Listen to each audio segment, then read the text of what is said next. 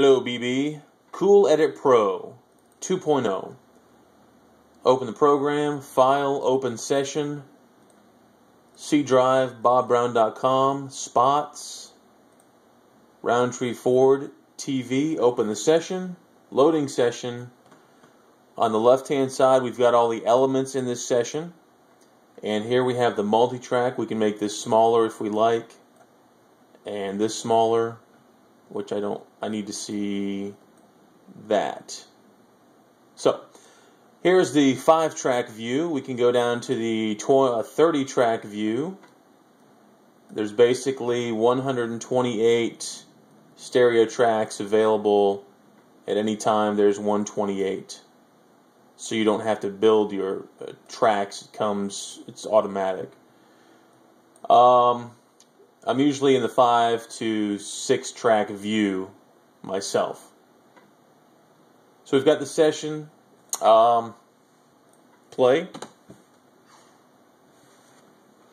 March Markdown Madness at Roundtree Ford. Now through Saturday, we've marked down prices on every used car, every truck, every SUV, priced way below true book value, way below the competition. Save thousands on bank repos, auction cars, even local trades. Ford F-150, Chevy Silverado, Honda Accord, Toyota Corolla. Your choice, just $69.90 and 0 down delivered, even if your credit's less than perfect. March Markdown Madness. Now through Saturday at Roundtree Ford. First tunes in the Auto Mall. Shreveport's used car auto giant.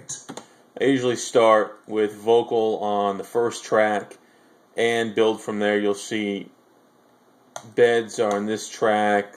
There's some vocal on track 3 that I have some effects on. I used to put effects directly on the VO. Then I learned you can do that in the track, and it seems easier for me. So you can zoom in, zoom out on the edit on the multi-track view, and if you want to edit a WAV file, double-click on that WAV file, and you can edit this individually. March Markdown Madness. And do whatever you want. I've got my shortcuts to various plugins. There's compression there, filtering, flanger, so it's all at the ready except for waves, which I have to go to Effects, DirectX, Waves, and there's the Waves list. I also have a bunch of other, there's some Waves, Wave Arts plugins, VST Wrapper, which I've got tons of these VST plugins that I downloaded for free. So those are there. And if we want to go back to multi-track, click on the multi-track upper left-hand corner. There's a little toggle button there. So there's obviously a lot of things to show. This is the basics. You'll see what I found for volume, adjusting volume. Right-click on this track. Well, I just moved it. Right-click on the element, adjust wave block time, and I can adjust it right in here instead of going over to this area and going up and down. It just seems like it's easier for me now. Gains me a couple seconds to do that. This would be the rubber bands I was referring to before. This is a volume rubber band, which you click on it on the edit point, edit envelope. It's called the envelope, and move it around. This is where I just cut the music right off here. You've also got the left and right envelopes or rubber bands to adjust. I'm sorry, I'm clicking all over the place here. Just habit. So that's a session. This is a 7-track session. I could have put this up here, these up here. I don't know what my reasoning is for spreading things apart like that, but that's the way it happens. So what I'll do is, when I'm done with this, I'll highlight what I want to mix down, edit, mix down all waves.